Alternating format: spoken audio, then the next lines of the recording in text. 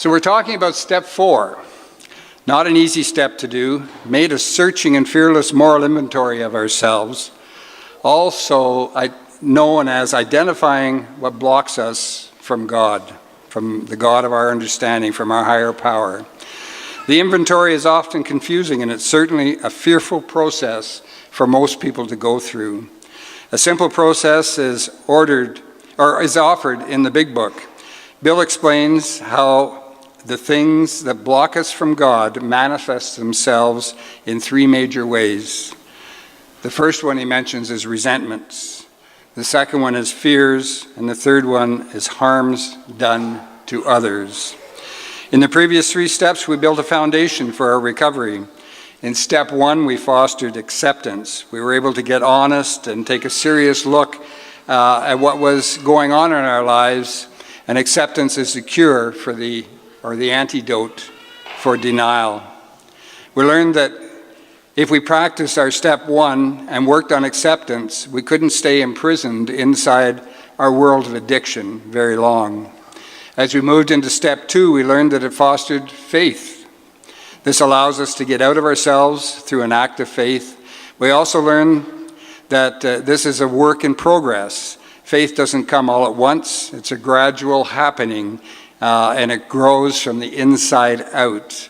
Came to believe means that. That's what it means. We start to understand that there's a power greater than ourselves that is available to us if we reach out and we ask for help.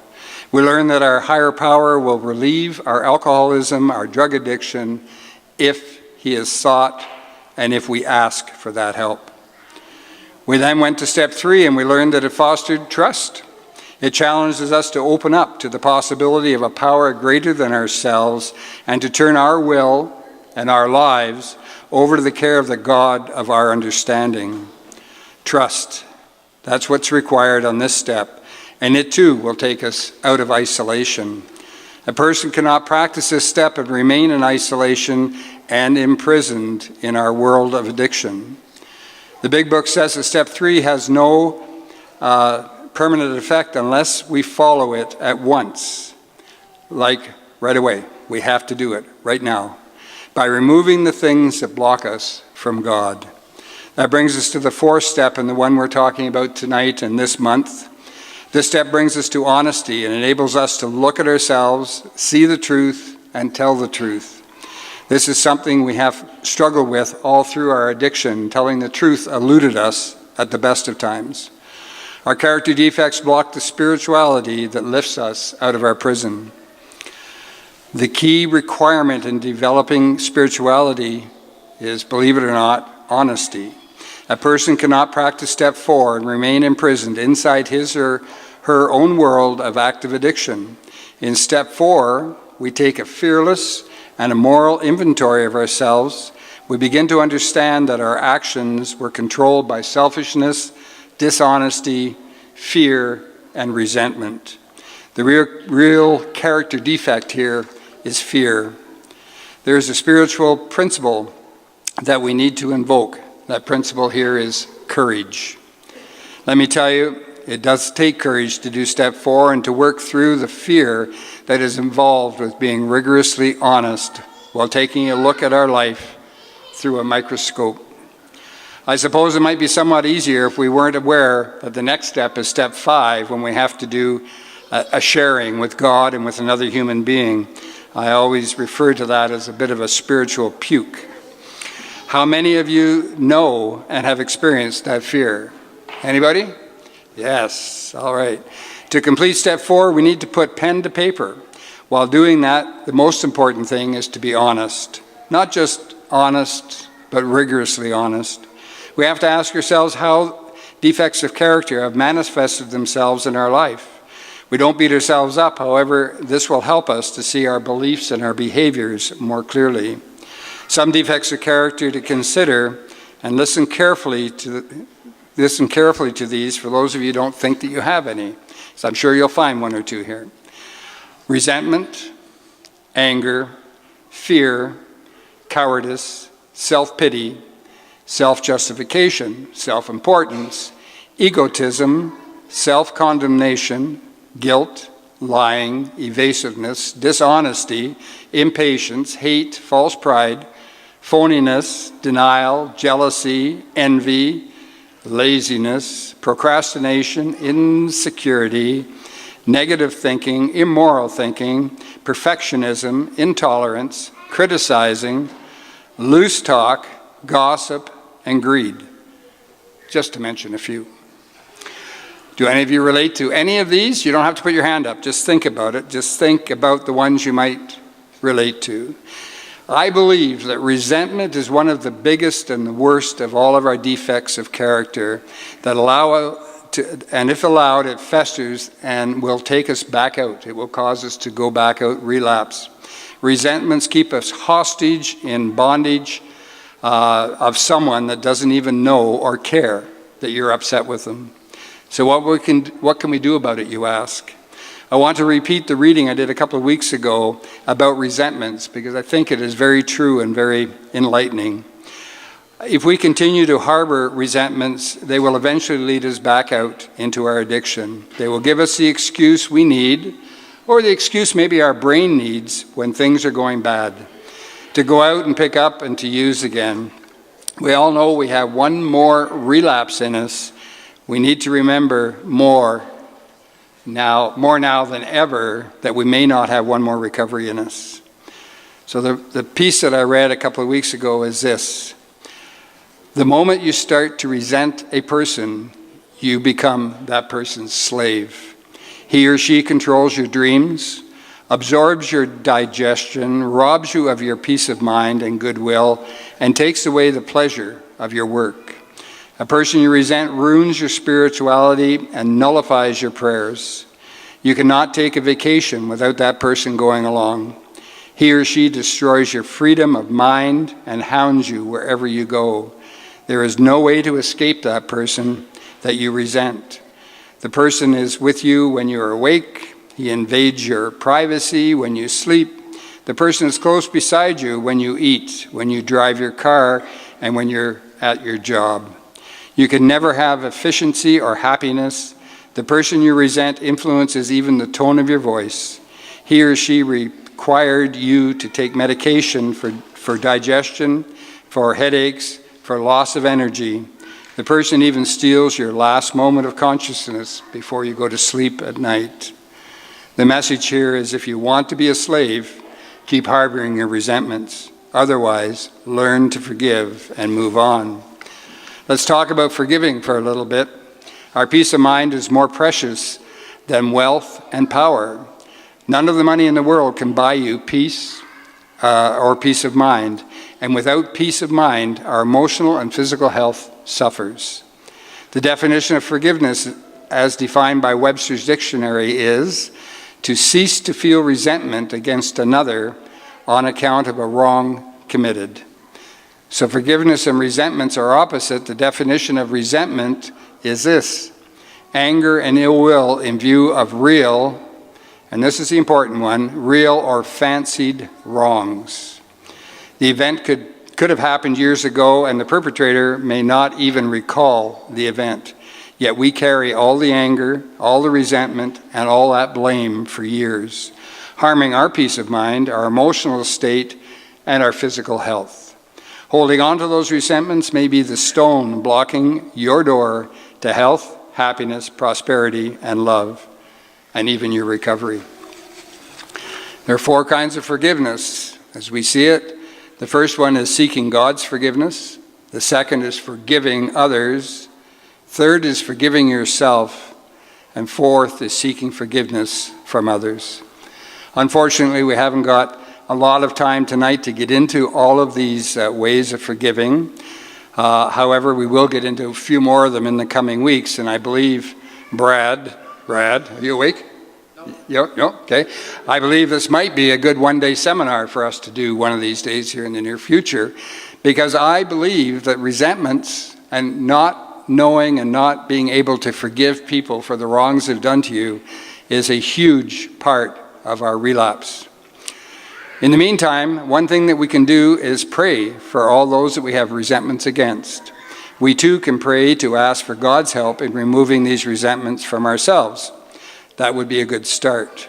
Forgiving and forgetting comes to mind, and this is a very controversial topic.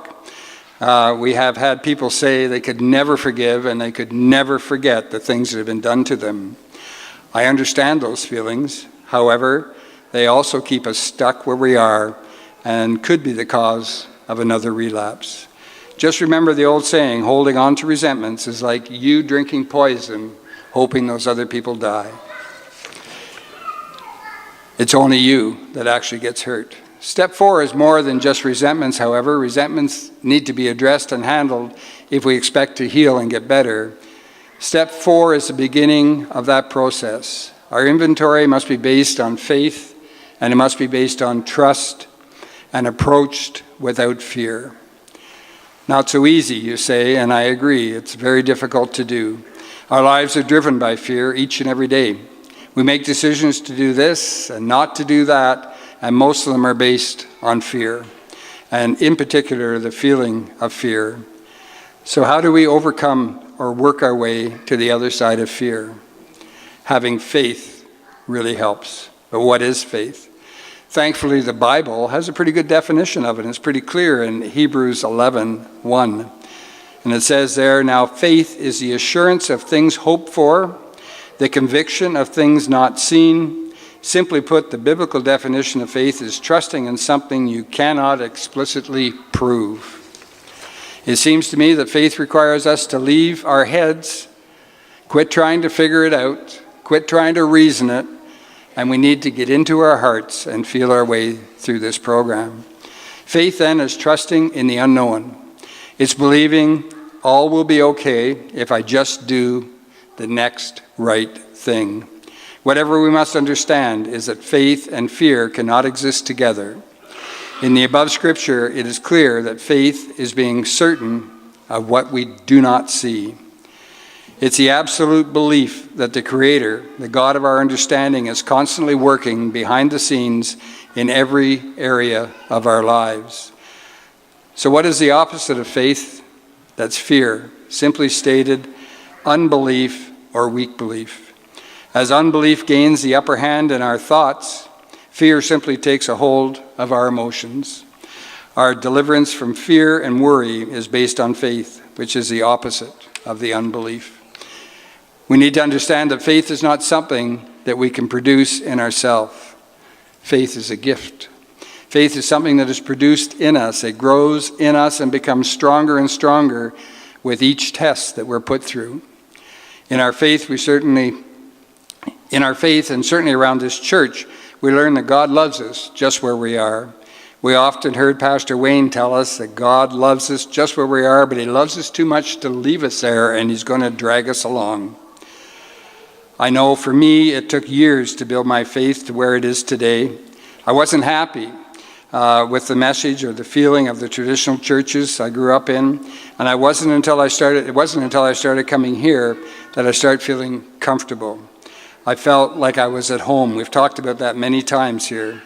I was with my kind of people. I felt loved and I felt cared for. But even then, I was a beginner at all of this stuff. I wanted to believe that God was here for me, but I had my doubts. I was fearful that I wasn't quite good enough. I didn't know enough. I wouldn't measure up in the eyes of the others here at Central. I know it was shortly after I had started here, and I've talked about this a lot, when the annual men's retreat was announced, like I announced it tonight. Deep down, I wanted to go, but fear was holding me back. It was helping me come up with all kinds of excuses why I shouldn't go. First, I had no idea what a bunch of men did at a church retreat, and I had awful images of Pastor Wayne and or John Mitchell of the day beating us over the head with the Bible and driving that into us. It didn't happen, by the way. You don't have to have that fear. I had feared that I wasn't spiritual enough or a good enough Christian to go. I just wouldn't measure up. Fortunately for me, my wife Cheryl called me on my stuff, as she often does and still does. And I mustered up my courage and I signed up and I went. I'm grateful to this day that I worked through that fear and I made it to the other side. I attended. I found out that all my fears were totally unfounded, and I haven't missed a retreat since. Early in my new spiritual journey, our son Devin, and I've told this story before, at age 22, was diagnosed with cancer, a T-cell lymphoma that was blocking his esophagus and his main artery. He was living in Lakeport, California at the time, and was still a nurse in the hospital down there. He called, and we climbed into our vehicle and headed down to the States with the full intentions of bringing him back here. I'm really happy today that we didn't. And our faith was really challenged. We didn't know why this was happening, why God was doing it. But we had great fears of what the possible outcome could be. We mustered all our courage and we headed to California to be with him and find out what the doctors had to say. To make a long story short, Devin was very, very sick. He ended up in the University Hospital in San Francisco, and he was in there for the better part of 1 year. At that time, I was working with a company out of Linden. They had a bit of a religious background, and they started praying for Devin. And then they spread the word throughout other associates in that company all over North America, and I was suddenly getting calls from people all over the place saying, we're putting Devin in our prayer circle. And at that time, I really had no idea what a prayer circle was. But things started to change. Things started to get better, and I started believing that, holy smokes, my faith was increasing. The whole notion that people all over North America that didn't know us would be putting our son in their prayers increased my faith exponentially. Devin's illness certainly helped us in our faith journey and understand the power of prayer and how prayer can increase your faith and help you through troubled times. I should say here that some 15 years later, Devin is totally cancer-free and doing very well. He's married, has 4 children, and things are going very well for him. But I believe that God did that. I believe that God intervened, and I believe that God can move mountains. I also believe we need to bring the shovels when that work happens. And in my son's case, the University Hospital doctors were the shovels that were in place, but God was directing them. We need to bring this message to a close because I think the time is dwindling out, and I told Brad I'd go through these many pages very quickly, and he is, unfortunately, with the lights here, I can't tell if he's awake or not. Are you awake? Yeah, okay. We're going to continue talking about step 4 and talking about getting rid of resentments and being rigorously honest as we do our step 4 so we can go into a step 5 and get rid of all of the things that are holding us back. We've talked a lot about stage 1 recovery is quitting drinking, it's quitting drugging, and stage 2 is getting in down here into the bottom stuff of what drives us to do that. The things that cause our self-esteem to be lower than the average person, the things that cause us to feel less than or worth less than other people. We're going to continue that as the weeks come on. So